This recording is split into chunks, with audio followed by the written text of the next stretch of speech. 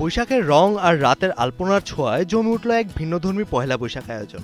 বনানী 11-তে আয়োজিত বৈশাখের এই বিশেষ উৎসবের রঙে রঙিন হয়ে ওঠে পুরো পরিবেশ। মিষ্টি হাসি আর প্রাণবন্ত উপস্থিতিতে দর্শকদের সঙ্গে সময় কাটান বিদ্যাসী নামিম। এর পাশাপাশি তিনি ঘুরে দেখেন এক পিঙ্ক আউটলেট। বৈশাখের আমেজে প্রিয় তারকাকে কাছে পেয়ে উচ্ছ্বাস প্রকাশ করেন ভক্তরাও।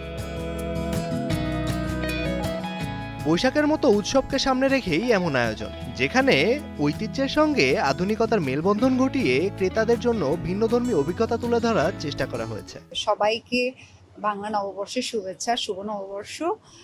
খুবই ভালো লাগছে আজকে এত সুন্দর একটা দিনে আজকে মোমোসোর গ্র্যান্ড ওপেনিং হলো।